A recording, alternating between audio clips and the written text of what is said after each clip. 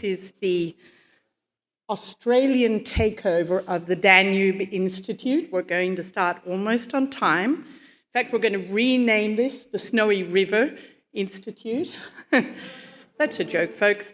I'm Rebecca Weiser. I'm the editor of Quadrant magazine and a columnist with The Spectator Australia, and a visiting fellow here at the Danube Snowy River Institute.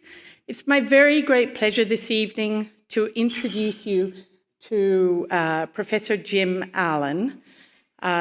Jim, I count as an honorary Antipodean, having spent so many years now, both in Australia and in New Zealand. Jim is based at the University of Queensland. He's been there since February 2005.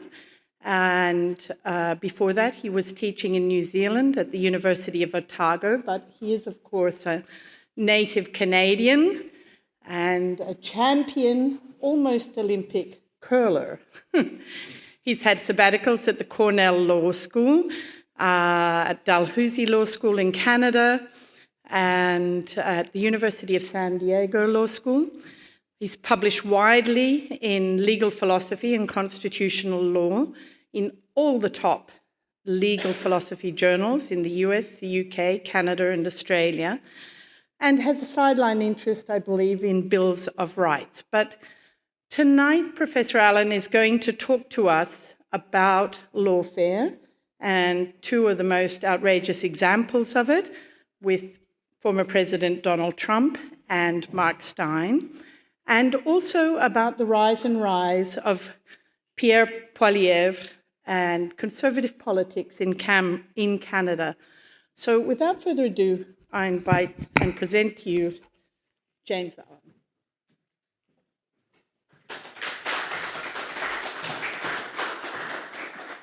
Thank you very much. Sort of a custom in Canada to start with a joke. We always do this, so I thought I'd tell you the story about the man who was in San Francisco for the first time, and he was in the back streets near the harbor, near the bay, and he stumbled on this really old antique shop on a dead-end street, and he went in, and there were all sorts of interesting things, but he stumbled on this brass figurine of a rat.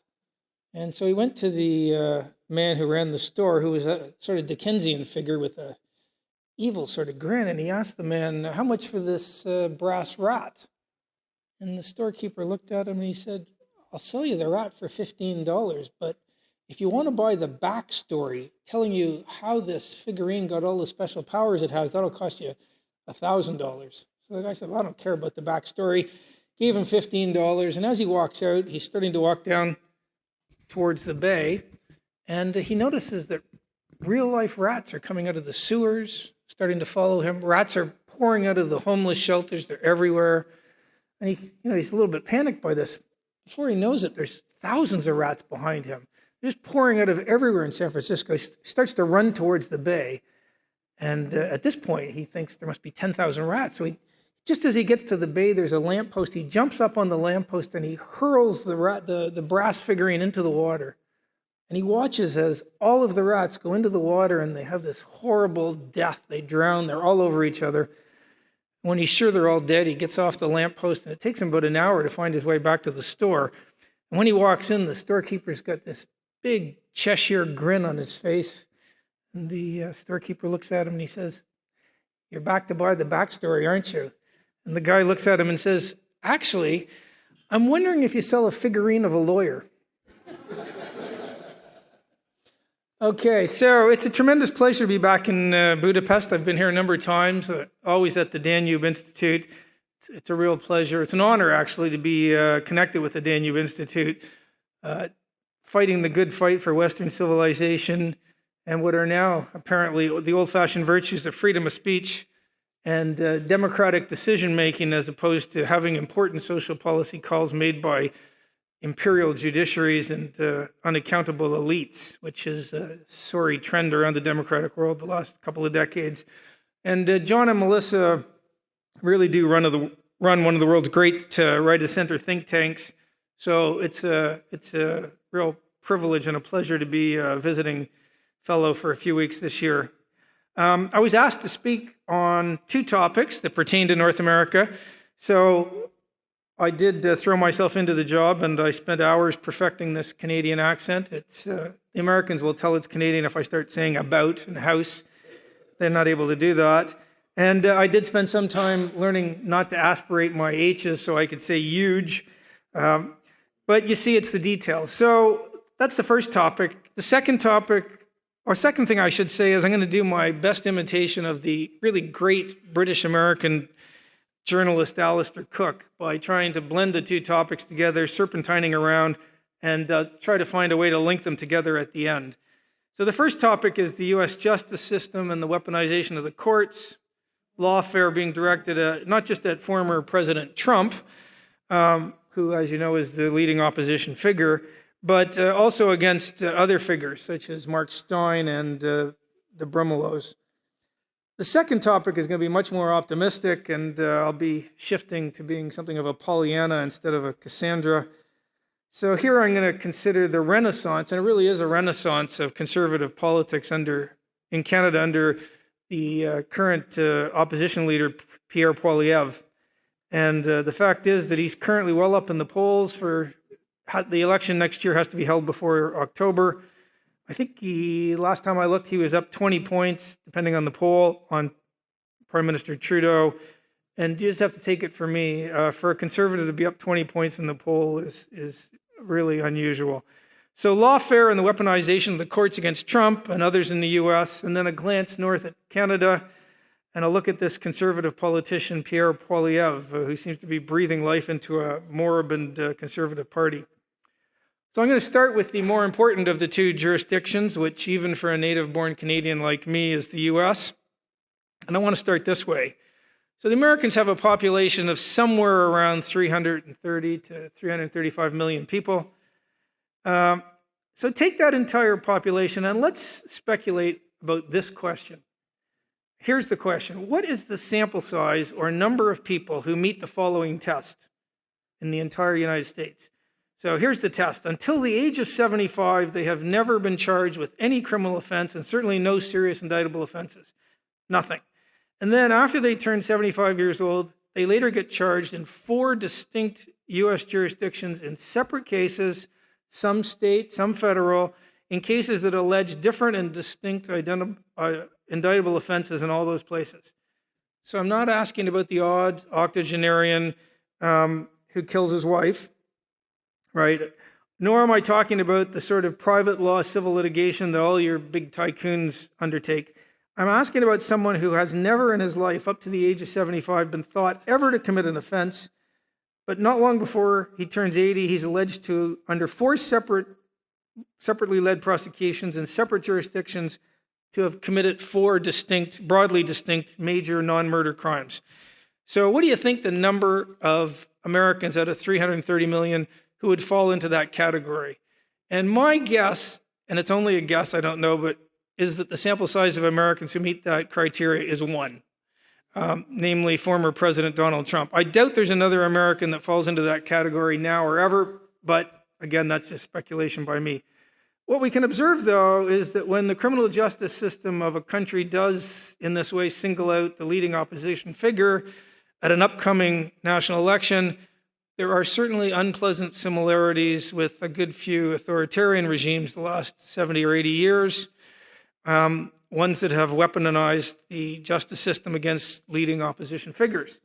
So if you add in the fact that in 2 of the 4, and I'm talking broadly, the 4 cases, that in 2 of the 4 of these cases, the ones at the state level, so one in New York and one in Georgia, the district attorneys bringing the cases were in noticeable part funded by hard left Democrats, including George Soros, and that they came into office with a promise to get Trump, somehow, some way.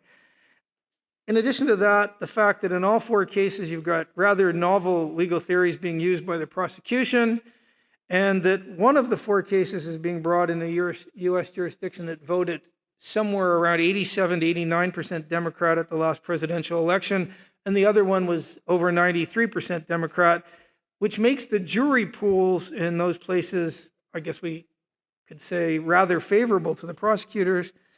and that the judge in the New York case is known to have donated to the Democrats, while his daughter is a big-time Democrat National Committee operative who's raised millions of dollars for Biden. And on top of that, that in all or some of these cases, Democrat politicians have done exactly the same, or indeed a good deal worse than what Mr. Trump is alleged to have done. Let me just give you one example of that claim. This is the example of supposedly falsely saying payments were for legal fees and expenses. That's the New York crime.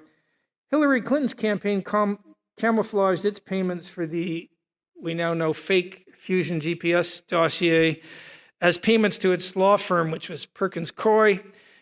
One key difference, other than the fact that Hillary has never been charged, but Mr. Trump has, is that Hillary's situation is actually worse, as the payments in her case were actually made by her campaign, not by her personally. Trump paid personally. That makes Hillary's a false filing with the FEC, and that is a campaign violation, but because Mr. Trump paid personally, his isn't. Moreover, Trump's hush money payments to Stormy Daniels are, of course, perfectly legal. Bill Clinton made them. Myriad Hollywood people have made them. Business leaders have made them. On top of that, if you supposedly file a false corporate document where there is no FEC violation, that's a misdemeanor. So you pay a few $1,000s and go away. On top of that, the statute of limitations on the misdemeanor expired. So what the Manhattan District Attorney, Mr. Bragg, had to do, and again, we might ask ourselves, why? It's not even clear at all why a state-level official has any jurisdiction to try to enforce federal election laws. I don't think it's ever been tried before by a state or city district attorney. But Mr. Bragg could only charge Mr. Trump with an indictable offense if he alleged the supposedly false documents were filed in order to cover up some other crime. So that's what would raise it from being a misdemeanor to an indictable offense, a felony. And that only that would make it a felony. But what's the other crime? And D.A. Bragg has never explicitly said. There are three, vague, woolly theories floating around. But in the absence of a pretty stretched, elastic, and basically novel legal theory, it's not clear what this other crime is. And yet, as you all know, a Manhattan jury convicted Mr. Trump late last month on all 34 counts. Aside from the comments I've just made, here are a few other observations. Firstly, I don't think that, and I'm speaking now as Canadian, I don't think that anywhere else in the Anglosphere a judge in the position of the New York judge would have refused to recuse himself. I think that would just be bog standard in Canada, Australia, and Britain, because the test is not bias, it's the appearance of bias, and it's patent. Secondly, the judge let into evidence all sorts of Stormy Daniels evidence that would, I think, have been held to be highly prejudicial and not relevant. Again, I don't see this happening in my native Canada. I spent a few summers working with the Ontario Attorney General. Thirdly, in summing up to the jury, the judge's instructions were remarkably friendly to the prosecution in various ways. It's been a long time since I studied criminal law, but basically you need to link up an actus reus, an act, with an intent, mens rea, on a particular criminal offense. That's just bog standard stuff. But the judge summed up and basically said that over the various charges, these could be disaggregated as regards which further alleged offense made this a felony. So you didn't have to link up the actus reus and the mens rea for a particular offense. The judge said, and I'm quoting here, it could be 4 jurors for this, 4 for that, and 4 for the other one. So there's just no possibility. I've worked in London and Canada. There's no possibility that would happen in a non-American jurisdiction as far as I can see.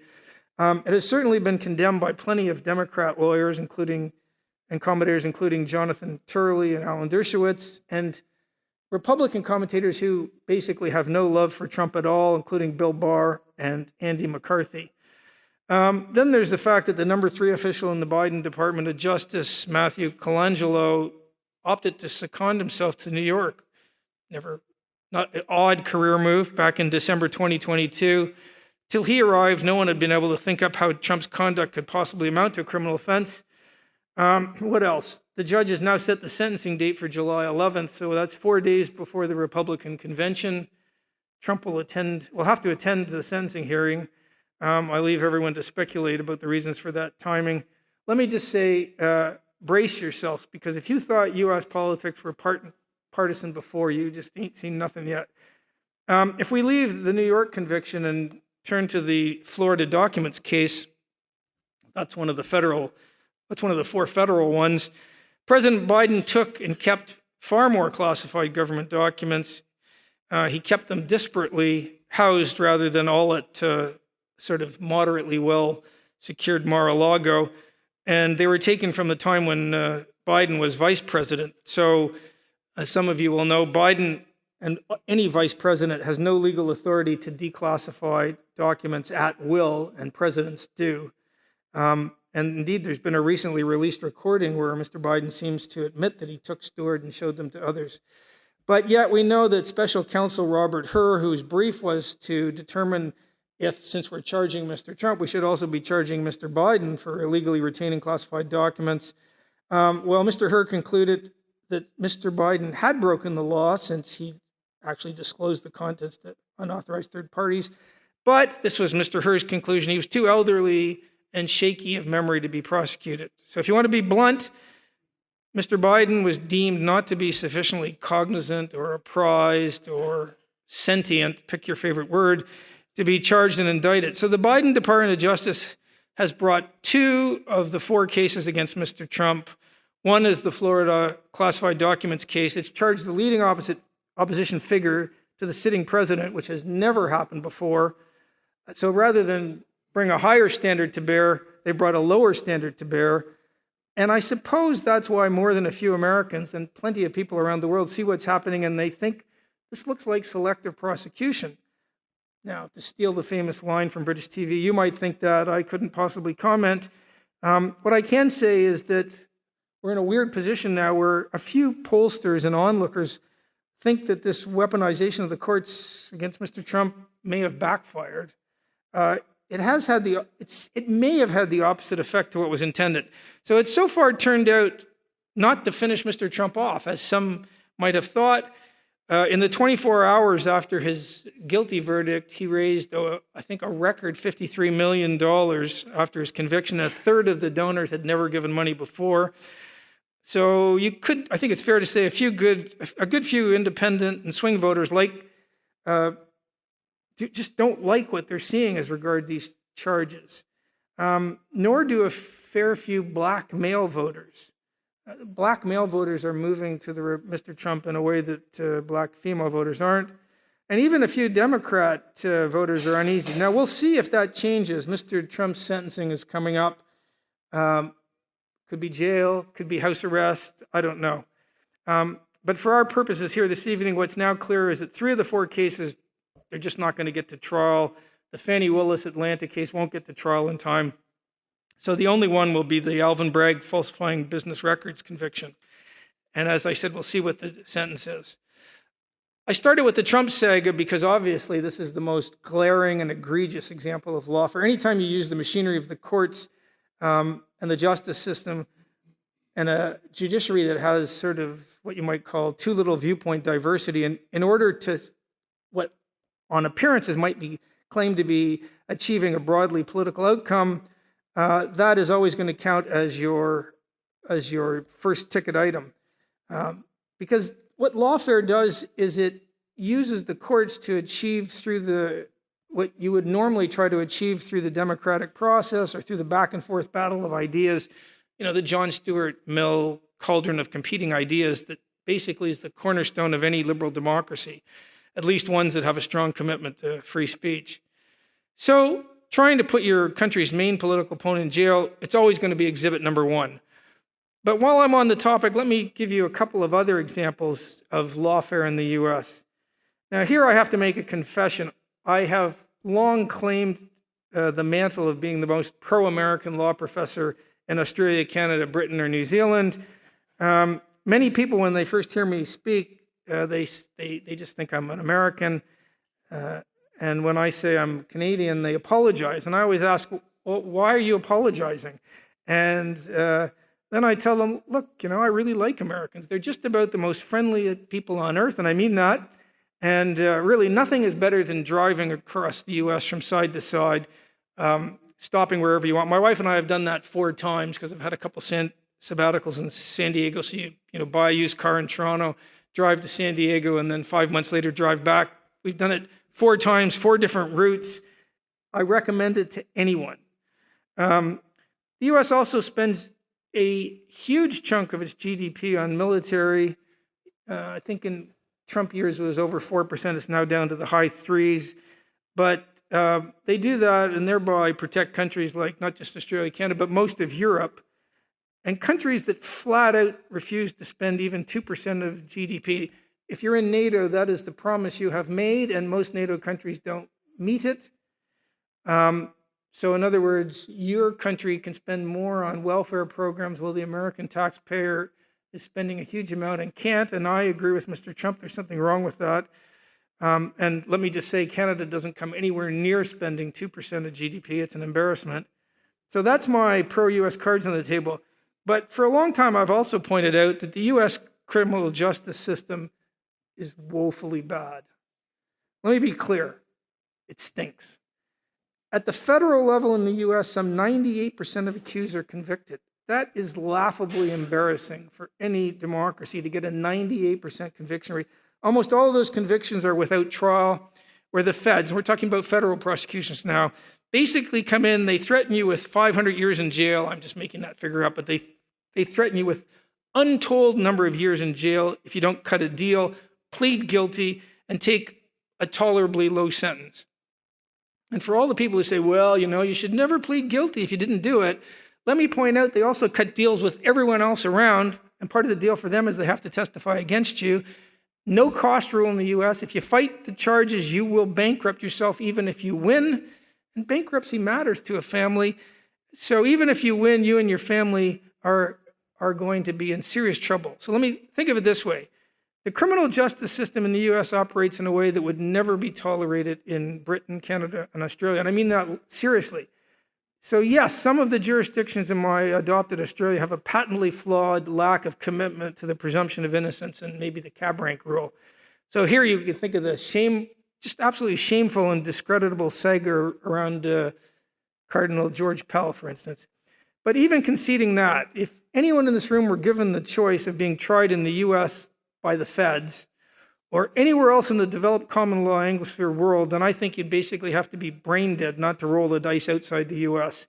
Because there's aspects of the US criminal justice system that no Australian, Canadian, or Brit would really recognize as being part of a fair system. We can start with too much plea bargain, conviction rates that are near 100%, and hefty doses of the abuse of prosecutorial power and selective prosecution you just wouldn't see in other jurisdictions.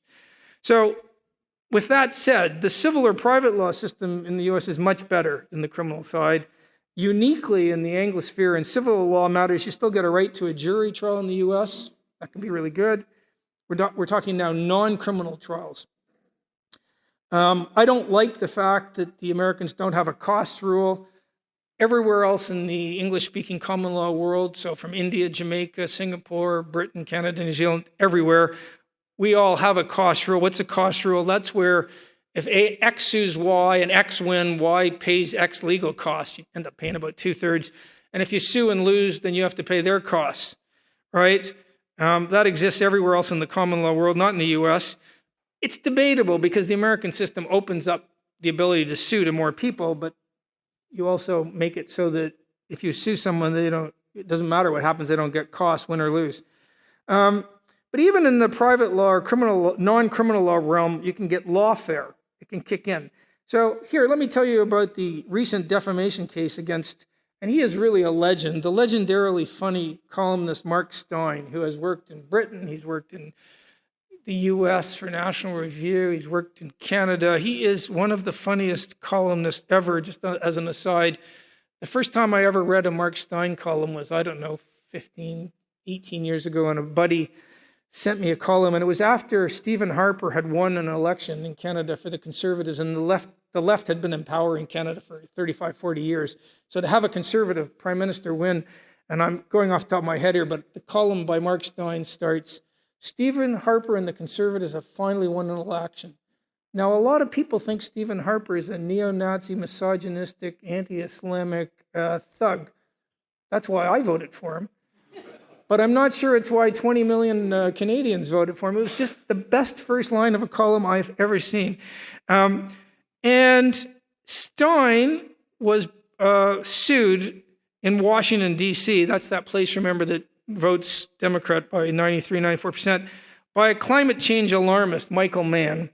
He's the hockey stick chart guy who laughably claimed for quite a few years that he was a Nobel laureate. And this trial and verdict against Steyn make a mockery of the idea that any politically conservative person can get a remotely fair trial in Washington, D.C. So Mann and his lawyers, and apparently none of his lawyers were paid for by Mann, invisible wealthy types in the background paid, we can speculate. Firstly, they sued Steyn for defamation, but then they, the people suing, delayed and stalled their own case. Remember, they'd launched it for over a decade. If you were a cynic, you'd say they were trying to bankrupt Steyn, who ended up having to represent himself. I think the case was so weak it should never have been allowed to proceed or go to the jury, not least because the U.S. is unique when it comes to defamation lawsuits involving public figures. So in the U.S., since the New York Times v. Sullivan case, public figures get treated differently. And they have a very high hurdle to overcome, and Michael Mann was clearly a public figure. So for a public figure in the U.S. to sue and successfully sue in defamation, they have to prove actual malice on the part of the person they're suing. So the basic idea is that when Steyn was lambasting and mocking the falsity of the hockey stick climate change catastrophism, they have to show not only was Steyn wrong, but that he knew he was lying, right? So that Steyn subjectively knew what he was saying wasn't true. That meets the malice test. But as Steyn pointed out at the trial, he's been saying the same thing about Mann's hockey stick charade for over 2 decades. He's written a book about it, and he certainly believes that Mann deals in alarmism and scaremongering, which should end the case. It's hard to see how you get up on the malice or public figure test. And of course, when you sue for defamation, you also, as the plaintiff, have to prove reputational damage. So you can't win a defamation suit if the words spoken by the person you're suing have caused you absolutely no reputational damage. But the problem was, given the clear benefits of being on the climate change gravy train, Dr. Mann was not able to call a single witness at the trial to allege or point to or in any way suggest any damage Mann ever suffered.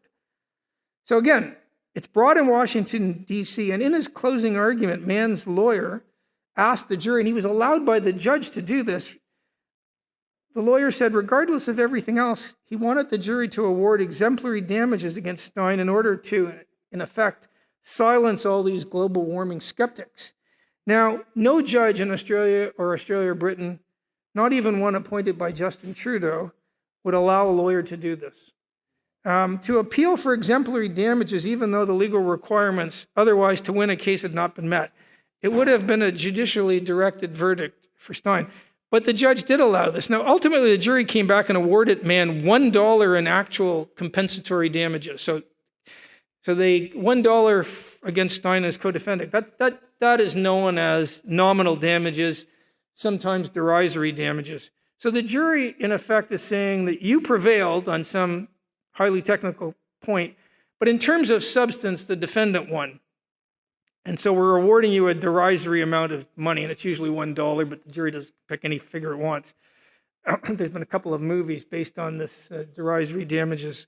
Now, in every non-U.S. law, U.S. common law jurisdiction, everyone with a cost rule, so we're talking about every English-speaking common law country outside the U.S. where you have a cost rule, this would be a deadly verdict, an absolutely deadly verdict for the plaintiffs, because all competent lawyers for the defendant, if you're defending someone on a defamation charge, the very first thing you do is you pay money into court, usually about $1,000, $5,000, and there's a sort of sub-branch of the cost rule. Normally, if I sue you and I win, I pay your costs. If I lose, I pay your costs. If I win, you pay mine. It's around 2/3, 70%. But there's a sub-branch. If you offer me money to settle, and I don't take it, and then I end up winning a smaller amount of money than you offered me, then the cost rule flips the other way if you've paid money into court. So what a lawyer does in Toronto is you just pay $5,000. And if the jury, on the first day the guy comes to see you, and if the jury comes back with under $5,000, all of your costs are paid. It would have cost man millions of dollars. But even without a cost rule, having the jury come back on the main issue with a $1 derisory damage verdict is equivalent to saying Steyn was right.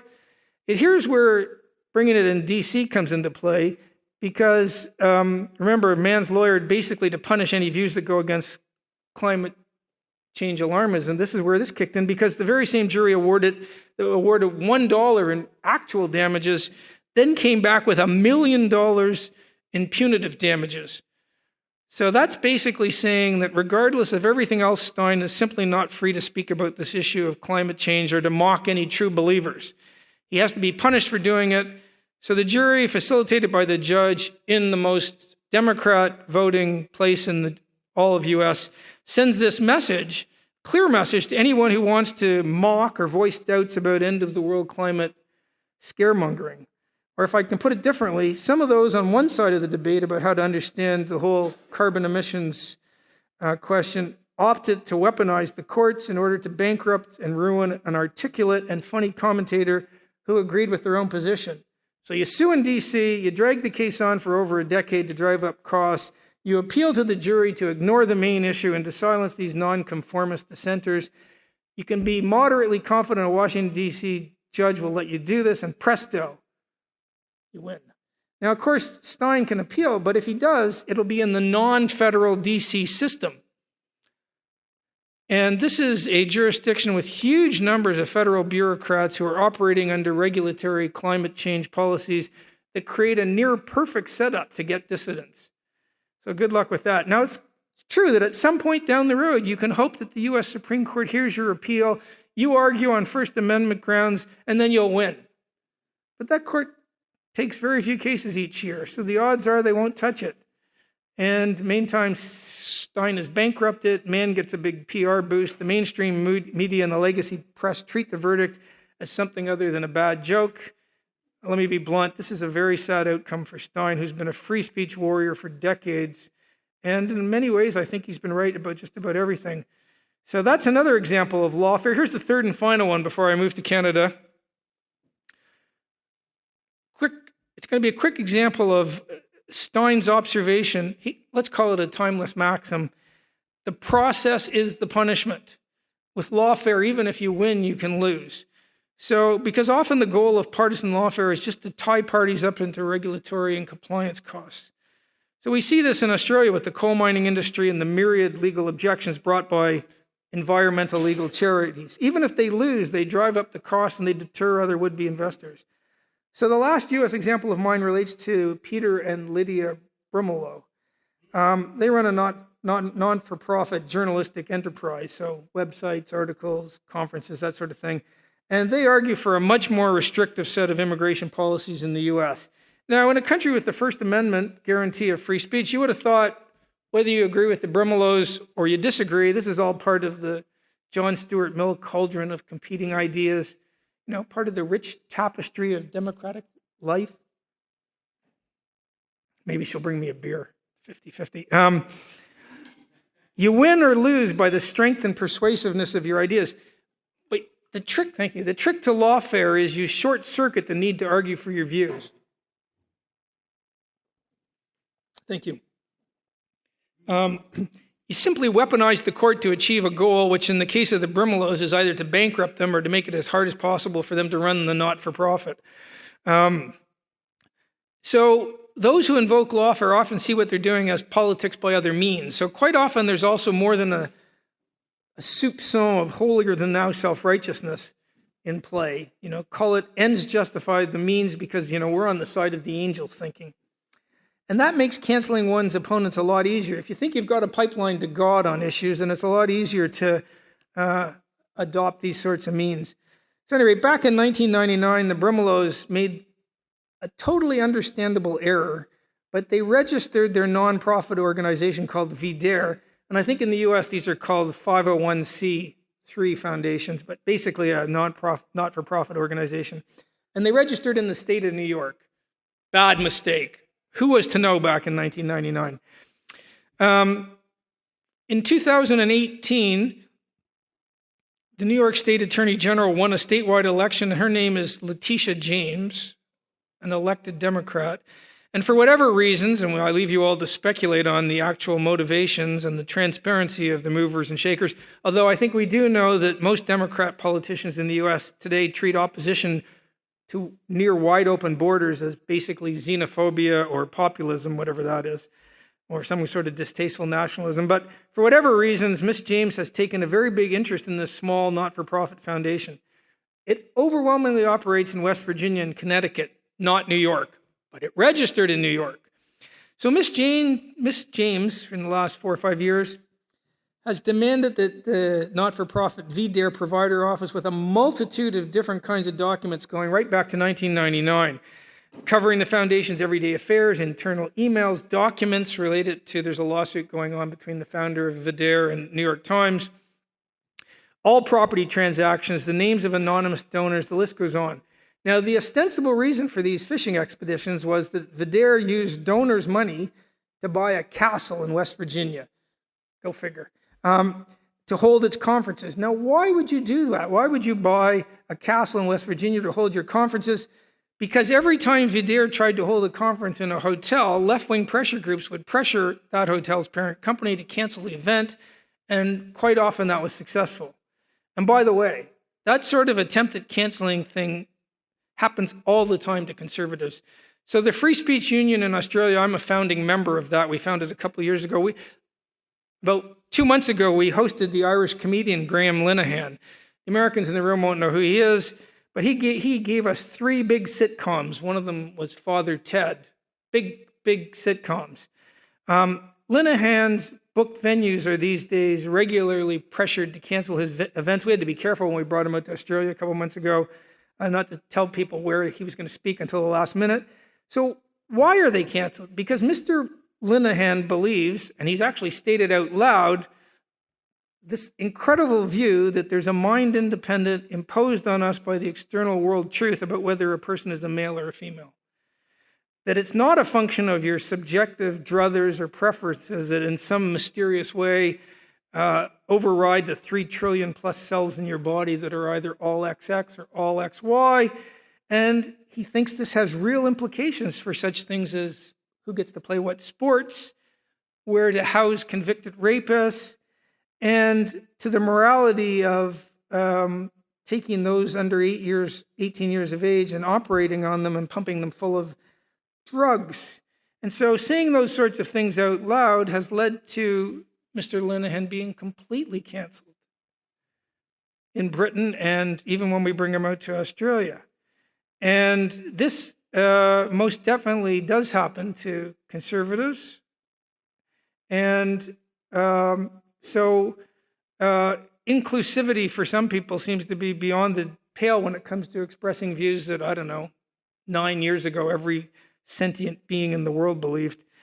So at any rate, it's not at all surprising that the hotels booked to host the Brimelow events would, when they came under pressure from left-wing activist groups, just canceled the bookings.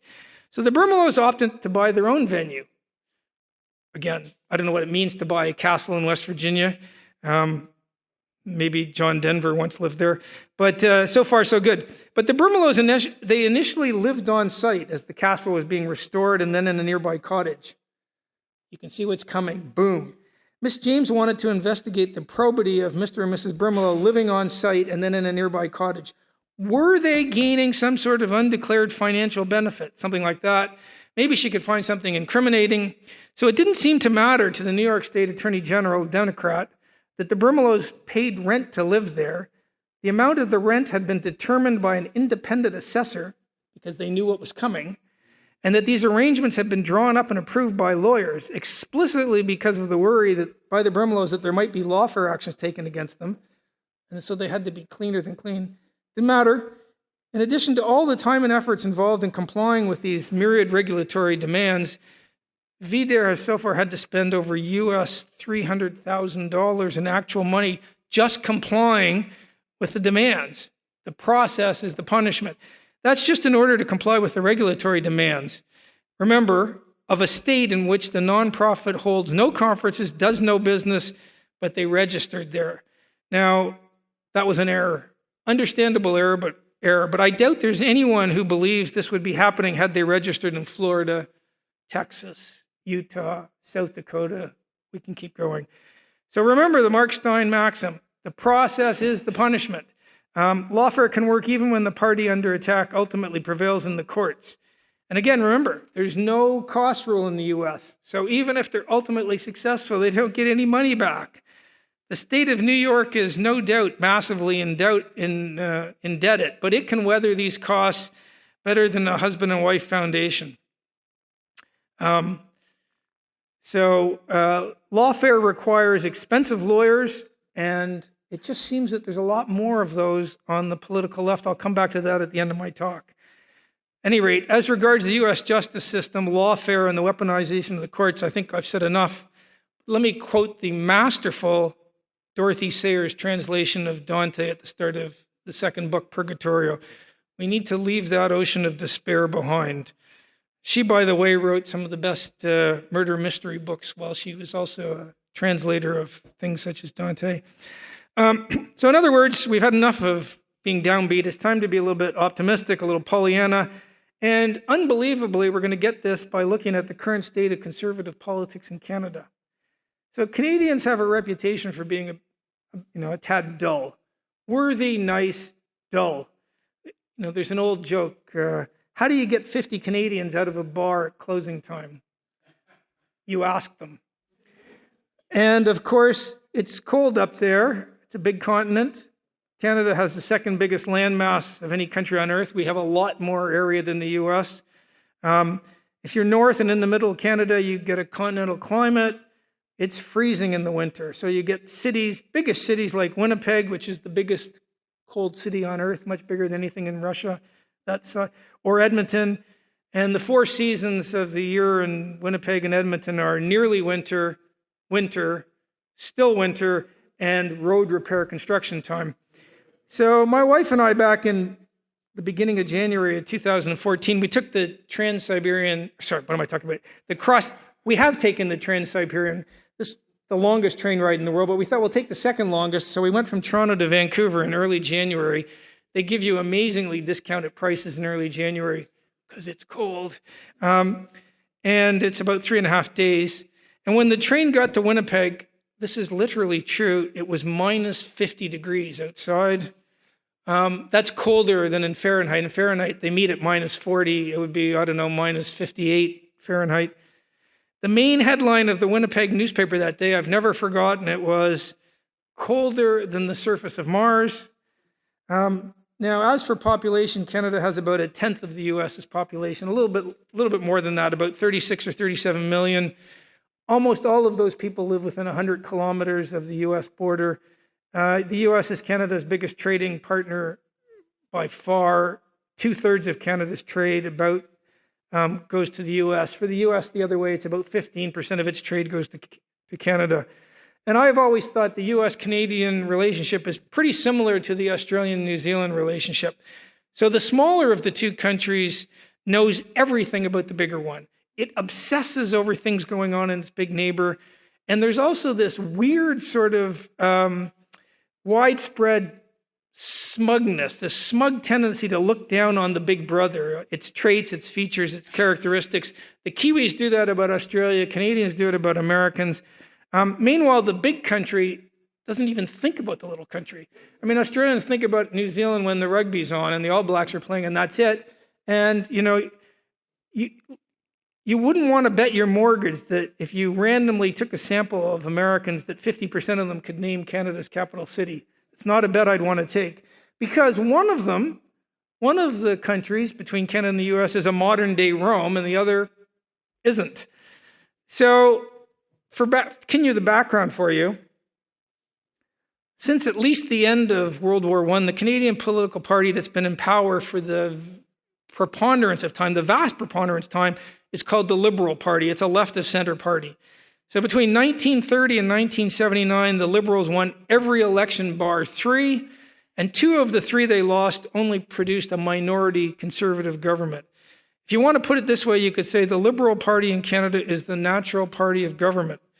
It's always been a center-left party, but in the last few decades, it's transmogrified itself and become an even more left-wing party that many people like me would say has put the center-left into the rearview mirror as it heads further left fast. And if you want a comparison, the closest country in the Anglosphere to Canada on all sorts of measures is Australia. In terms of being a huge geographical country, the two, Australia and Canada, are the same. In terms of its Westminster, common law, English-speaking, British Empire heritage, tick. In terms of the federal constitutions, tick. There's lots of comparisons that make Australia and Canada very similar. And by chance, Australia's natural governing party is also called the Liberal Party. And it too has been in office for most of Australia's history. But in the case of Australia, the Liberal Party is a center-right party. And indeed, as this native-born Canadian can attest from personal experience, the political center of gravity, take your median voter, the views of the median voter, if you want, is considerably more politically conservative and to the right in Australia than it is in Canada. Or put the other way, Canada is way more left-wing than Australia. So save for 2 4-month sabbaticals, when we were once in Halifax and once back in Toronto, my wife and I haven't lived in Canada since 1987. We go back every year. We've got lots of family there. We're going back in a few weeks. But let me be blunt. Whenever we go back, we are stunned at how left-leaning politically Canadians are compared to Australians. I'm speaking in general statistical terms. There are always outliers, nonconformists, heretics. My Toronto-based mum is one of them. She's very conservative. But, Canada is a good deal more politically left-wing than Australia. Now, if you compare Canada to the U.S., and you exclude California, Washington, D.C., and the campuses of Ivy League universities, Canada is left-wing on steroids.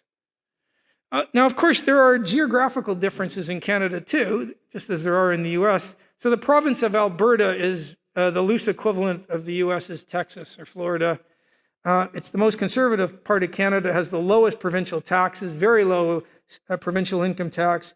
All of it's much lower than Ontario, Quebec. Elected Liberal politicians are an endangered species in Alberta at the national level, and they don't exist at all in the provincial level. I think it was 2 federal elections ago, might have been 3. Every single constituency in Alberta returned a Conservative MP. It would be like all of Queensland going for the coalition. A couple of federal elections, and every one except one in neighboring Saskatchewan went Conservative, and they lost, the Conservatives.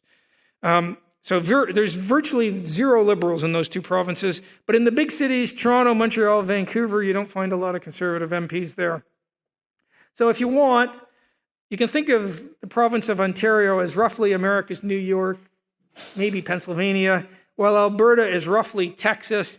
You just have to shrink the whole, or compress the whole political spectrum a bit, and then shift it 1 standard deviation or more to the political left, and that's basically the Canadian setup. As I said before, Conservatives don't win elections in Canada very often. I told you what happened up to 1979. Now, it's true that Stephen Harper did win 3 elections in a row for Conservatives. He won in 2006, minority government, so it fell, and he won in 2008, minority government, and it fell, and he won a majority only once in 2011. But before that, if you go from the 1960s to Stephen Harper, over 3/4 of those years, left-wing Liberal governments.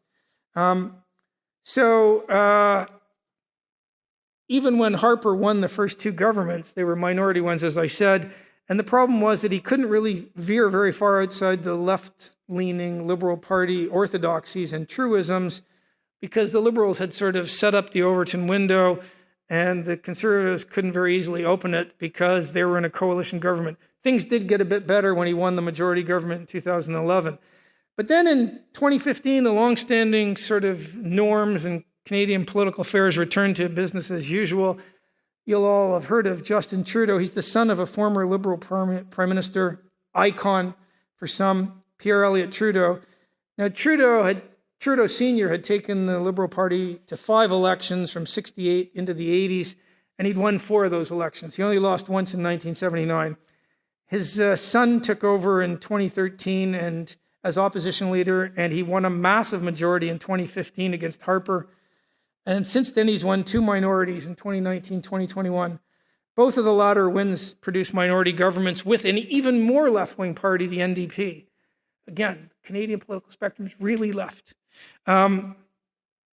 So the next election is due, it has to be brought before October of next year. There's no set election dates in the British-Canadian tradition. And so unless the small NDP coalition partner pulls the plug, forces an election, it'll be about a year at least. So with that little primer for you out of the way, let me turn to the current opposition leader in Canada. The Conservatives in Canada, just as in Britain, are often called the Tory party. And the leader's name is Pierre Poilievre. Now, the name is misleading. He is not from the French-speaking province of Quebec. Quebec has about 8.5 million people. Conservatives don't win many seats in Quebec. Just as with Stephen Harper, Poilievre's from Alberta. Again, the most conservative part of Canada by far. Very shortly after he was born to a 16-year-old mother who put him up for adoption, and he was adopted by 2 Calgary school teachers, one of whom, his adopted father, was French-Canadian, so hence Poilievre, the name. He grew up in Calgary, again, the most conservative city in Canada. I don't know what the most conservative city in the U.S. would be, Houston, I don't know, you guys can tell me. And he went to university in Calgary. He's been in politics his whole life. For obvious reasons, he is perfectly bilingual, and that's not at all common in Alberta or even in Canada. I mean, one of the curses of being an Anglophone is that you really no need to learn another language. At one point, my wife was fluent in French, but I could get by. But 20 years in Australia kills that pretty effectively. And oddly enough, Poilievre represents a seat in sort of rural, just outside of Ottawa. And he's held the same seat since being elected to Parliament. So here are the key things you need to know about Poilievre. By Canadian standards, he's a real conservative. He's pledged to cut immigration. He dislikes the climate change alarmism. He strongly supports the Alberta energy sector. He's solid on defense. Unbelievably, for those of us who are used to insipid, invertebrate conservative politicians in the Anglosphere, he has pledged to slash the budget for the national broadcaster, the CBC, by as much as 50%. So the CBC is like the BBC in Britain and the ABC in Australia. Basically, they're conservative-free zones as far as employees, journalists, producers go. They offer up a take on the world that would be somewhere between MSNBC, CNN, and maybe even left of MSNBC.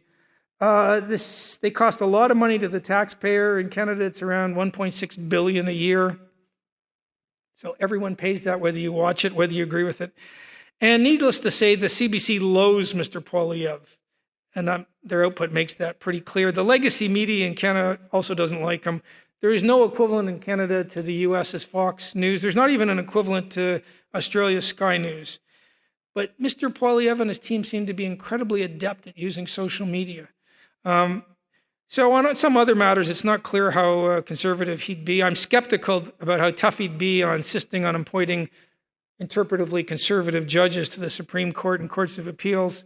And basically, Stephen Harper, to be blunt, was basically useless on that front until the very end of his last term. But let me sum it up this way. Poilievre is no Governor Ron DeSantis, far less a Donald Trump.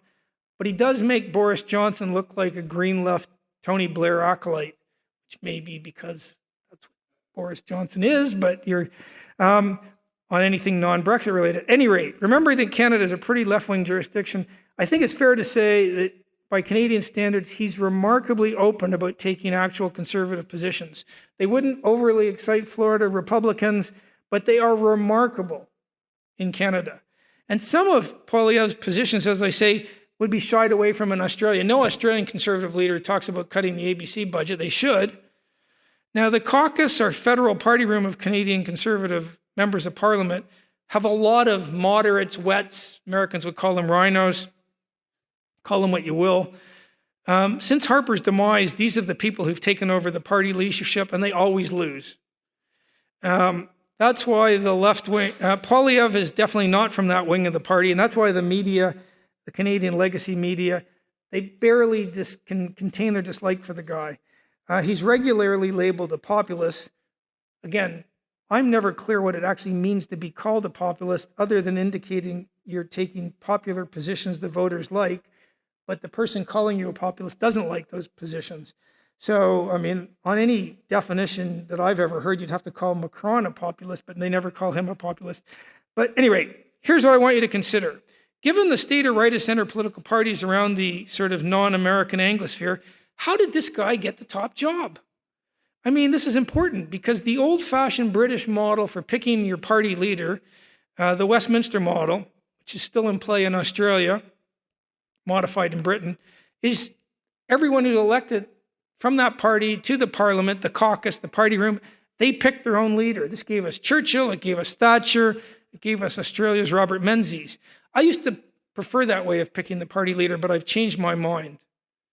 I got about 5 minutes to go. In today's Westminster world, the Canadian system for choosing party leaders, it just works better.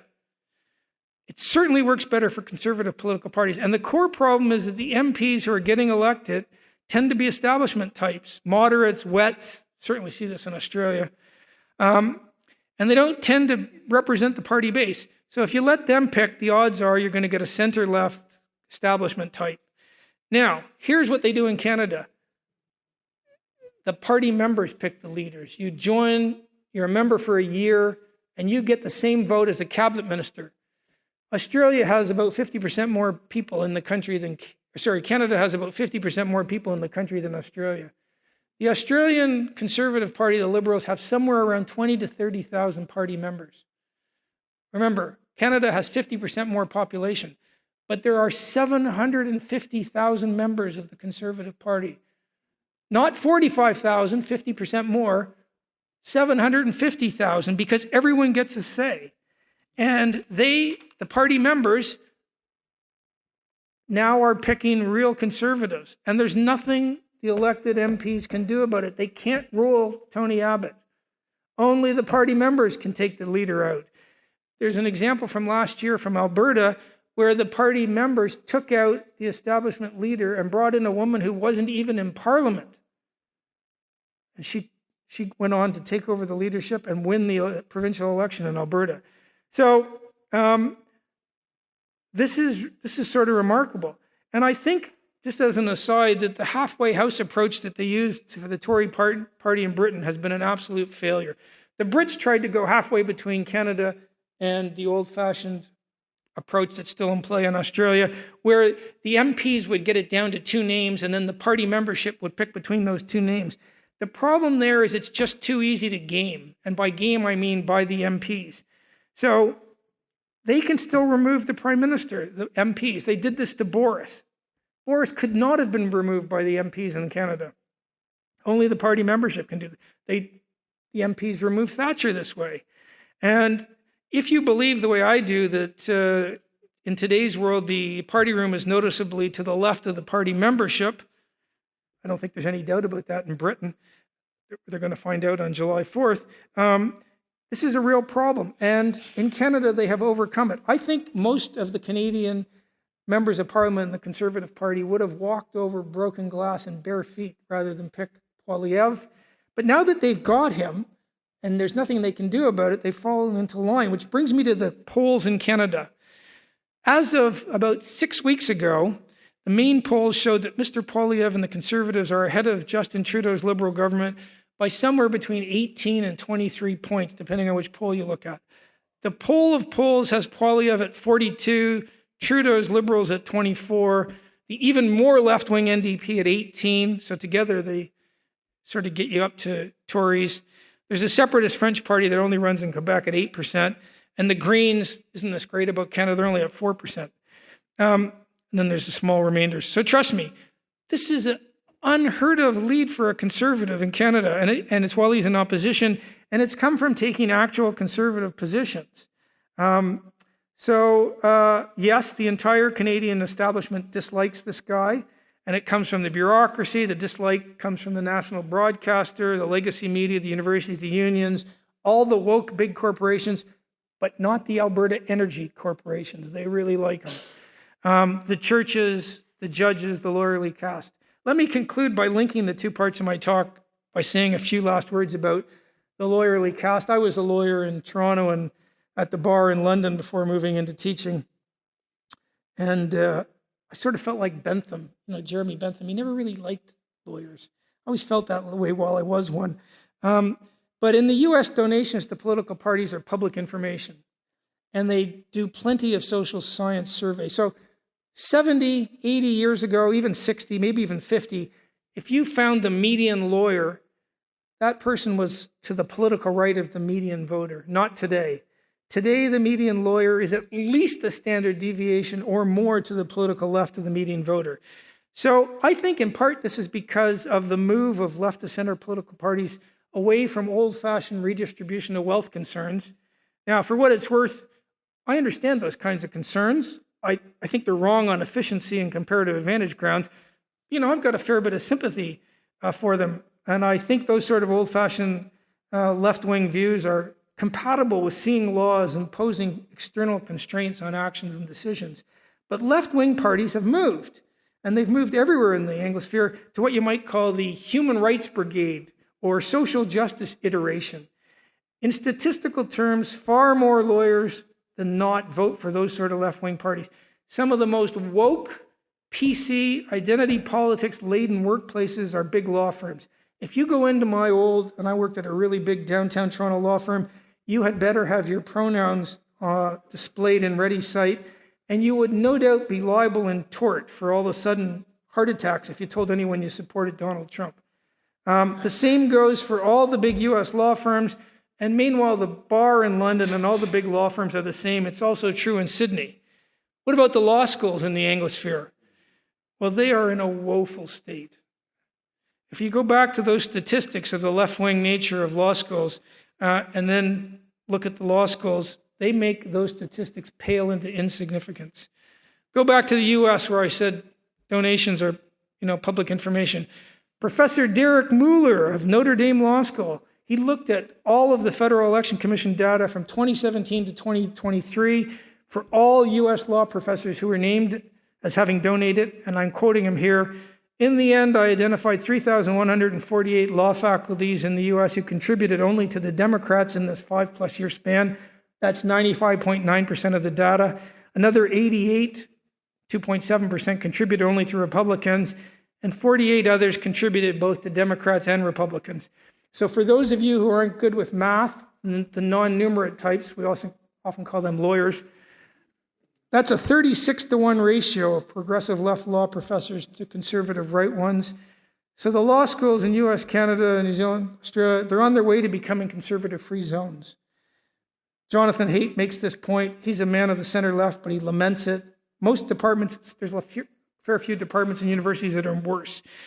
So, conservative legal academics like me were a dying breed. And it gets worse when you look at the syllabi. I never know if that's a false Latin. I'll say syllabuses, but I'm not really sure. They deal in power and activism and grievance and seeing the world through the lens of oppressor and oppressed. That path delivers indoctrination factories for identity politics. Never forget, what the law schools churn out are tomorrow's lawyers, and the day after that's judges. So let me just conclude then that perhaps the lawfare we're seeing against former President Trump and Mark Steyn and the Brimelow is not all that surprising based on the lawyerly caste. And it's not surprising that the lawyerly caste in Canada would be much more supportive of Mr. Trudeau's Liberals than Mr. Poilievre's Conservatives. I'll finish again by thanking this wonderful institute and throw things open for questions. Although if either of those two students I met who are here on sabbatical wanted to run and get me an alcoholic drink, white wine, beer, I would not be against that. It's at the back. Thank you.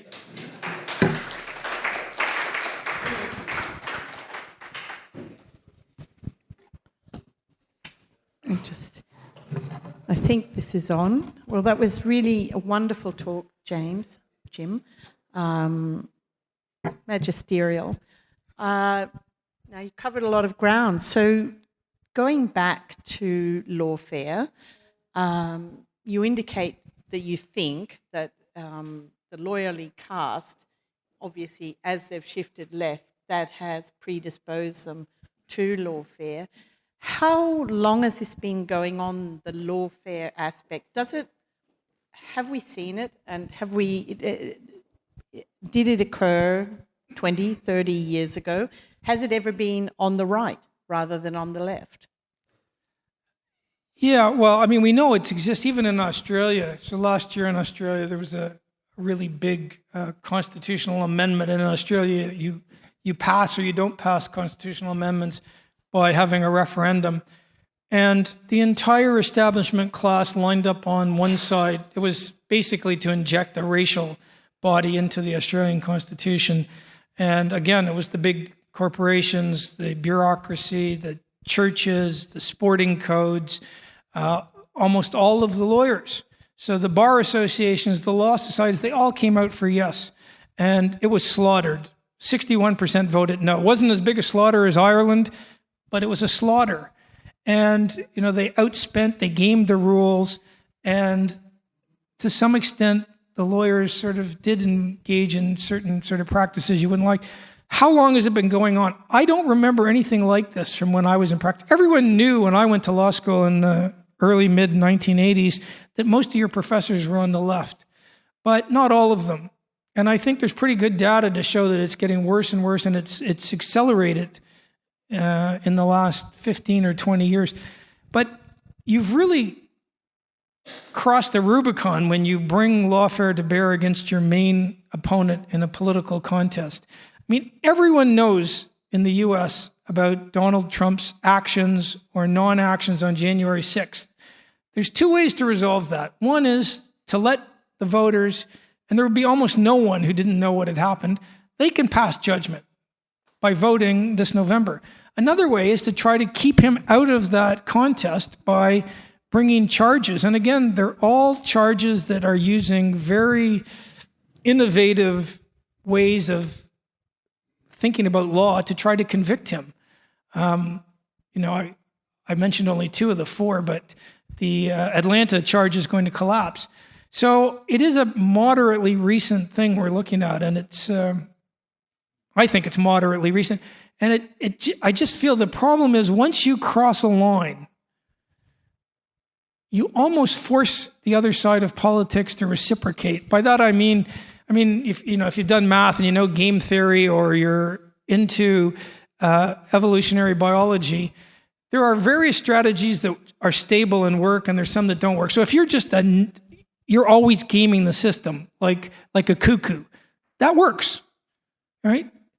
But if you're always nice, and no matter what anyone does to you, you're just nice, that is a loser strategy. So evolutionarily, your genes don't get passed on.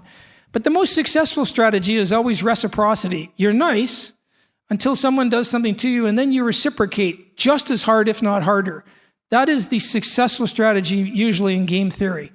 So you cannot afford to play by Marcus of Queensberry rules if the other side isn't. At some point, you have to reciprocate. And that's not an attractive option down the road. The pressure on the Republicans, if they win in November, to start indicting people is going to be very, very high. And do you think all of this is being driven just by the lawyerly caste, or do you see this as sort of part of a broader movement in society? Yeah, I'd say the latter. And I think it's also, when I was growing up, when I was a teenager, my dad always said, you cannot talk about politics or religion. If you went to somebody's house, never talked about politics, never talked about religion, no matter what. Because, it wasn't that many years ago when in big chunks of Canada, it was like a family disaster if one of your kids married if you're a Protestant, a Catholic, or if you're a Catholic Protestant. That's 2 generations ago. And so the way we got to tolerance is because people just realized there's some things best not done. Now, if you couple the greater willingness to talk about those sorts of things with a sort of sanctimoniousness, this gentleman has to be promoted. I don't know which think tank he's with, But that's brilliant. Thank you very much. An absolute genius. I will pay you back shortly. There's a certain sense people have more and more today that I don't think was around, that this isn't just my view or my moral take. I have some sort of connection with timeless moral truths. And so, the sense is, if you disagree with me, there's something morally wrong with you, as opposed to, look, we have a different take on this. And that's a real problem. Now, everyone thinks they're morally right. I used to joke with my students, if you're in a discussion with somebody, and in the course on some big ticket moral issue, and in the course of 5 minutes, the other person says to you, "Oh God, you've completely changed my moral worldview. Allan's law is that person wants to sleep with you." I don't always use the word sleep, but that is the only explanation. That never happens otherwise, right? Right. And so we have a real problem when people are holier than thou about their position, because then they're prepared to do a lot of stuff. I mean, there have been remarkable polls in the U.S. amongst the most educated. Those are the people who most willing on polls to cheat to win an election. The ones who've gone to the most elite U.S. universities. This is really a problem. I don't have a quick fix. You don't have, that was going to be my next question. So do you think, for example, in Canada, what do you think Poilievre can actually do? Can he change the system? Can people change the system once they get in if they don't agree with it? Well, he's clever. And I think he realizes in a way that I think Trump was naive. He knows the entire bureaucracy will be against him, right? And if you're naive about that, you're going to make mistakes. And so I think Poilievre is well aware that, he's going to be getting advice from Treasury. That's the same sort of advice they'd want to give to a Liberal Prime Minister. And you have to have people who are your ministers who can stand up to the bureaucracy. I think he will deal with the CBC, but he might not go for a full 50%, but it doesn't matter. He's sending a signal. And when you think about it, there's a certain genius in saying to the public broadcaster, "I'm going to cut your budget in half," because they always attack conservatives. But now he just says, "Well, you're only saying that because you're self-interest over your budget." And, it's quite a good response for him. Anytime a CBC reporter attacks him, it's, "Well, of course you would say that, wouldn't you? Because you're afraid of your budget cuts." I don't think he's going to be great on judicial appointments, because that's very hard in Canada. To some extent, if you think it's hard to appoint a conservative to the top court in Australia, there might only be 4 or 5 people in all of Canada you could appoint. There's so few interpretively conservative people. He's going to cut taxes, I think that's for sure. And he will fight on the culture wars a bit more. So I think Poilievre will come in and he's going to be popular. Again, you have to realize one of the problems for conservatives is first past the post voting, it matters where your votes are, right? No voting system's perfect. There's flaws with all of them.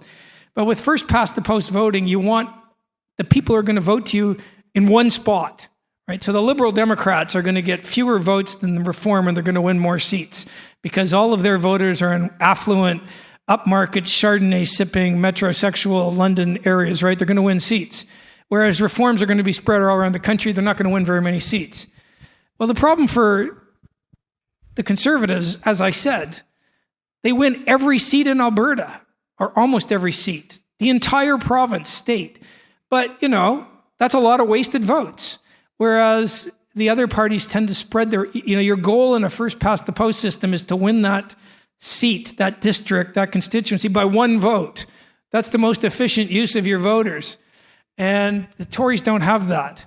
So he wants to win, and he wants to have a good, in Canada you go for 5 years. He wants to go have a good 5 years.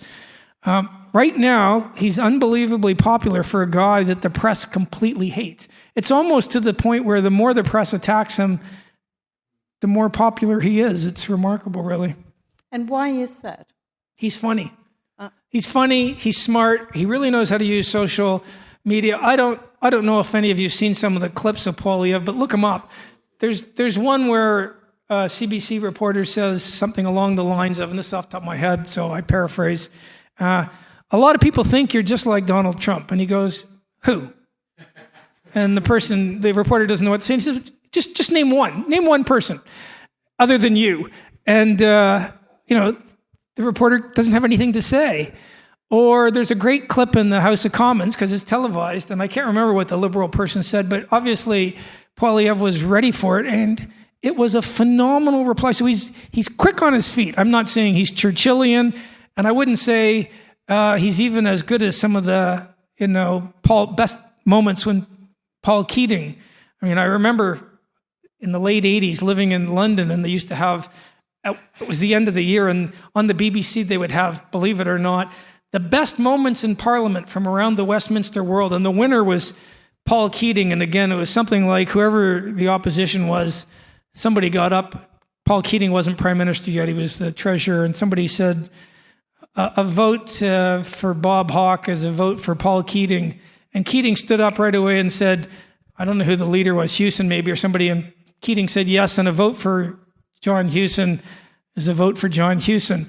I mean, it's that kind of quick wit that people like. And Poilievre's good at that. And I think he's just taking, positions that are, all of the elites can tell you what they want about transgender issues. But 60-70% of people know that it's all the most bizarre sort of view to think that your own personal preferences trump an imposed reality. I mean, if I say I identify as a 13-year-old, they're not going to let me play 13-year-old baseball. I'd be good. I'd probably be the all-star. And oddly enough, it seems sort of arbitrary. If you say, as a white person, I identify as a black, and so I'm going to blackface myself and hang out, well, that's just not going to be allowed. And so it does seem weird that those aren't allowed, but if you say, I identify as the other sex, everyone just all of a sudden feels that the right thing to do is to genuflect in the direction of your personal druthers. So I think that one, ultimately, we're going to win in the next 4 or 5 years because of really brave people like J.K. Rowling and indeed Graham Linehan, whose entire life was ruined, and he was bankrupted for saying, maybe we shouldn't put convicted rapists in a female prison. I can understand why the rapist wants to go to the female prison, but I don't really understand why anyone would let that person do it. And so you talked a little bit about populism, and it seems to me as if populism, in a way, is the elite, by definition, a small minority, resenting majoritarian democracy. Resenting the fact that everybody actually gets a vote, and so that their grand plans and schemes, for example, imposing, transgender laws on everybody, can't always be implemented. Do you think we are falling, or rather our democracy, majoritarian democracy, is threatened at the moment in Europe, in Australia, in Canada, because of elites? And so 2 parts to the question. Firstly, on populism, I do think that the term these days is just a term of abuse by people who don't like, it's largely a term of abuse by people who don't like successful or largely successful politicians who are taking views outside the dominant established parties. If you look around for some sort of actual definition of populism, it usually involves political parties that are taking positions that the mainstream parties or politicians are taking views that the sort of orthodox, conventional, established elites aren't taking. And on top of that, are being moderately successful. So on that definition, Emmanuel Macron is clearly, or at least when he first won, is clearly a populist, creates a new party, takes a different view, wins. Almost always when you read in the mainstream media about populism, it's not in the technical sense, although that's lurking in the background, is we don't like your views. And the term is much more often used about populists on the right of the political spectrum, but they do use it on the left. As for, the standing or the health of democracy, I mean, I've made my whole academic career arguing for democratic decision-making. I don't like bills of rights because I think it just empowers a unaccountable judicial elite And when you buy a Bill of Rights, I think Jeremy Bentham got this right in the late 1700s, you are totally and only buying the views of the judges who administer the Bill of Rights. And for countries outside the U.S., there's absolutely no way to buy First Amendment U.S. jurisprudence. So whenever you get a Bill of Rights, all you're getting is the European Court of Justice and the Canadian Supreme Court take. And why would you ever want that? If a political party lets you down often enough, and you're on one side of politics or the other, of course you're going to look for other parties who don't let you down. If Merkel decides to let in 3 million immigrants without really any consulting or going to an election on it, there are going to be consequences to that party. And so if established parties are ignoring or pretending things don't exist that the voters care about, then new parties will spring up, or your party will be taken over by people who do care about it. And that is not a bad thing. That is a good thing. People in the Westminster world often talk about Edmund Burke saying, I'm there to represent you, but at the end of the day, I bring my judgment to bear. That is what you're voting for. And that's true, you are, but people never go on to say that Burke lost at the next election. So he gave this great speech, and the voters didn't like the judgment he brought to the table, and they voted him out. And so it's a two-way street. Yes, I think MPs always are there at the end of the day with their own conscience, and they have to think, but they have to expect that if they're not representing the people who voted, they will and they should be voted out because they are representing those views. Now, sometimes the voters will come around and think, yeah, you got that right, I had that wrong. But when parties come in and they don't give any signaling to the electorate and then they sign up to net zero, well, they can expect to be punished for that. And if they come in and they bring in signaled policies on mass immigration, they can expect to be punished for that. And it can be because your party is taken over by outliers or because new parties grow up. And of course, different voting systems, different setups make having new parties grow up easier or tougher. It's easiest in a proportional system. That's what you see in Europe. The old first past the post system, it's harder. Now in the US, because you can primary people all over the place, the Republican Party today looks nothing like what it did before Trump. Trump has remade the Republican Party in a lot of ways. The old country club Republican, what we used to call them Rockefeller Republicans, they're a dying, near extinct species. It takes a lot longer in Australia because we have one of the worst voting systems going. It's preferential voting. They brought it in Alaska to save Murkowski. But only 2 countries in the world have it. I used to like it, but the problem is it's a protection racket for the 2 main parties. You have to rank everyone from 1 to however many people are running. And effectively, ultimately, you have to choose between the 2 main parties. And so they both know that sooner or later you're picking between them. So they don't really have to change. It's a problem.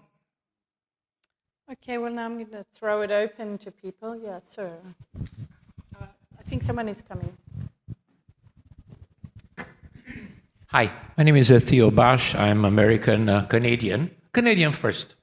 I was one of the unfortunates to arrive in Canada in 1975, just in time for the Québécois party to take over and basically destroy the economy of Canada and Quebec, obviously. So I had to end up in the United States in the end. I have several questions.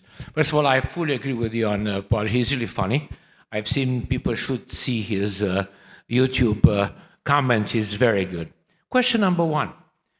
Do you believe that Justin Trudeau is Castro's son? Okay. I have my own theories, doesn't matter. I want to hear yours. Number 2, you mentioned Trump. I heard today Bolton is going to go to jail because he's refusing the subpoena. And he said very clearly that we can't just count on Trump. We ourselves have to come up and do what you're talking about, supporting the conservative values and so on. Where is Canada on this? I'm desperate. My son, when Trump was elected, calls me the next day in 2000, hey, Dad, could I get a Canadian passport? In 2020, he called me again. He said, hey, Dad, if Trump wins, can I get a Canadian passport? But me, looking at going back to Canada today, I don't know what's better. US or Canada. So I think today Hungary may be even better. So these are my questions. What do you think about that? Okay, so just on the premise of the question, by 1975, Pierre Trudeau had been in power. He brought in price and wage controls. He stopped the oil. He made the Albertans sell the oil at a loss almost to Eastern Canada. I don't think it was the separatists who destroyed the Canadian economy. I think it was Trudeau Sr., to be honest. Now, the separatists in Quebec, there was a separatist group, they killed one or two people. They were called the FLQ, Front de la Libération de Québec. So they ended up fleeing actually to Cuba. And then they were allowed to come back actually without any punishment years later, which was pretty much a disgrace. But, I always feel that if a small group in a country wants to secede and they would have been impoverished, well, ultimately, let them vote and see if they want to go. I come from a long line of Scots Canadians. I did a DNA test for ancestry. I'm like 96% Scots. I come from a long line of Calvinist Scots. Probably in my family wasn't too long ago where you weren't allowed to dance. But if the Scots want to have independence, they should vote. But they will be impoverished. And they have almost nothing to bring to the table. But, are you going to go to war to stop the Scots from? I'm not. And is Canada, Canada can't go to war with anyone. So, I don't feel angry about the separatists. I'm glad the vote lost, although I have some second thoughts about that sometimes. On Trudeau being Castro's son, well, I don't know. How would I know? I just don't know. Maggie Trudeau, his mom, had a reputation for spreading her favors widely, including with the Rolling Stones. There used to be some jokes about that, I can tell you, over at a bar. On the second question, I think someone pointed out that every single person who was in Hollywood or business who said that in 2015, 2016, that they would leave the U.S. if Trump won, not a single one of them left. And, we know they're not going to leave. It's just virtue signaling. Virtue signaling is where you show your moral credentials at no cost to yourself. So it's worthless, right? The best way to judge people is by his or her actions, not by what they say, because talk is cheap. Now, there are times when talk is not cheap. If you have to stand up and say, leave that Jewish person alone, that's not cheap, because you could be facing physical intimidation. So I don't mean that talk is always cheap. But generally speaking, virtue signaling is just a form of bumper sticker moralizing. You're displaying your credentials, trying to get, welcome sort of kudos, but at no cost to yourself. And one of the annoying things is that sort of left-wing nostrums are now orthodoxy. So if you stand up and say that sort of thing, you're not being brave. If you're in Hollywood and say, I'm going to vote for Trump, that's brave. Because you will face real costs. I don't know how you raised your kids, but obviously you raised them not to like Trump. So, yeah. Okay. Well, as I said, gentleman at the back. That's Scottish Calvinist beer you're drinking, so go ahead. Question. You mentioned reciprocity. Let's say Trump wins. How does that reciprocity happen without sort of it looking like revenge and causing all other kinds of problems? Do you have any thoughts on that? Well, I just think there's going to be a lot of push for people to say, okay, well, if we're in the game of indicting people, I think there's a lot more plausible grounds for indicting people than are being used to indict Trump. I would think that the first people in line are the 51 intelligence officers who said in 2019, well, the FBI had the laptop in 2019, but just before the election, 8 weeks before in 2020, 51 former intelligence officers came out and said, this has all the hallmarks of Russian disinformation. Well, it's now clear that, as the great Australian journalist Miranda Devine has been showing, they knew. And there were plenty of polls to show that had Americans known about this laptop and its contents, the election could have gone the other way, because the Americans don't run a French presidential election system. It doesn't matter that Biden got 3 or 4 million more votes. What matters is that in the swing states, 40,000 votes swung the total. If you could pick the exact votes to flip, you only needed to flip 21,000 votes or something for Trump to win. So it's very plausible to think that if that laptop had been conceded to be real, and the New York Times has just now conceded it was real, they haven't apologized. I mean, the laptop has some very damning things on it, not just about Hunter, but about his entire family and monies from the Ukraine and China. And of course, the first impeachment was on Trump's phone call to the Ukraine. So I would think, I'm still torn about whether can we salvage the old sort of standards where you don't go after your political opponent. The problem is, if you're nice and they're not, you're a loser. And over time, it's a losing strategy. So there will be pressure on Republicans to show some sort of backbone. I don't counsel that. I can understand the argument against that. But, you don't want to be the party that never does anything in response, and there'll be huge pressure. I mean, I like the way DeSantis has handled Florida, turning it from a very swing toss-up state to, I don't know how many more Republicans are registered now, a few 100,000, 600,000 more Republicans in Florida. And he fights and he stands up, but he does it in a way that appeals to suburban house. I mean, one of the most remarkable poll results I have ever seen, and I think I saw it from 2 different polls, is you'll often hear people say, conservative parties have a problem with women voters. That is not true. This poll showed that single men go for Trump and the Republicans somewhere in the 60s to somewhere in the 30s. Single men, it's high 59, 41.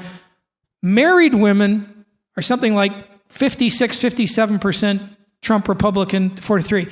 Single women in the U.S., 72, 73% Democrat. So right of center political parties have a problem with single women. There is no problem at all with married women. And one of the trends people say is, women used to vote conservatives, now they don't. Well, that's perfectly compatible with saying a lot more women used to get married, right? And so, there is a problem for conservative parties with single women. It's not uniform. There's a third that still vote conservative, whatever. I don't know why that is. We can all speculate why it is, but it's a problem.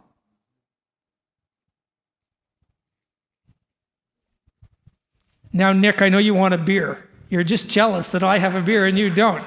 So, thank you, Jim, for that very informative talk. I learned a lot. I just wonder, though, whether you're actually not addressing the gravity of this situation. I mean, if you get a situation where half the population now no longer trusts the court system, that is serious in a democracy. That these are the institutions which we all should be able to trust as citizens, and it's not that they don't make mistakes, but we trust that those mistakes can be corrected through the various checks and balances. If we're now getting a situation where that's not happening, and where the courts have fallen into disrepute, that people no longer think that justice is being done or justice will seem to be done, that's tremendously serious for a country, isn't it? Well, it is. I mean, America is so big, and it contains within it so many different outlooks. And the federal system is such a great system. Australia has bogus federalism that I think people in Texas aren't too worried about the court system because they have the Texas court system. And so some of the pressure is siphoned off because people think, well, New York is a basket case. And indeed, an awful lot of wealthy people are leaving. There's a Canadian guy who's on the TV show Dragon's Den or whatever you call it, where they get those uber wealthy people and they're pitched ideas. I don't know, what do they call that? Whatever they call that show. And he's a Canadian, but he's on the American version of it. And he's a, near billionaire. And after Trump was charged, he said, I will not put any businesses, not for political reasons. He said, I cannot trust the court system. And he's not alone. And so there will be costs. And I think they're going to try to say, look, Trump was a one-off. We wouldn't do this to anybody else. We'd never do it to anybody else. For some reason, Trump makes many left-of-center people lose their minds, effectively. And indeed, I'm about to go back to Canada, and some of my sort of in-laws are largely in that camp. Not all of them, but some of them. And so I agree with you. It is a real problem. But at the federal level, for most people, they feel pretty good about the court system in their own state. And what are if the Brimelows had not registered, I think there's going to be a lot of people who think I'm not registering anything in New York. And I noticed that Texas has just set up a way for companies to avoid the New York Stock Exchange and list. They're going to have a Texas listing. Now, if that takes off, you respond to incentives. If it looks like New York and the legal system in New York is problematic, because one of the things is, for some historical quirk of fate, most companies incorporate in Delaware. It's a very left-wing jurisdiction. But you know what the Delaware courts are meticulous about? They are down the line independent, because it's like one of the main industries in Delaware is incorporations. Delaware can't afford not to be down the line. So we're not seeing this problem in Delaware. We're seeing the problem really in DC, New York, and California. And I think most Americans will just go, those places are bonkers. I don't know. It is a problem, but I think that's a partial answer to the problem a little bit. We need a question. Did you have your hand up back there? No? Well, I'm always happy to go drinking, so is there? Well, look, if there are no more questions, then I'd like to thank you once again very much, James, for a really wonderful talk. And I hope we'll be able to get you a beer. Yeah, thank you all for coming.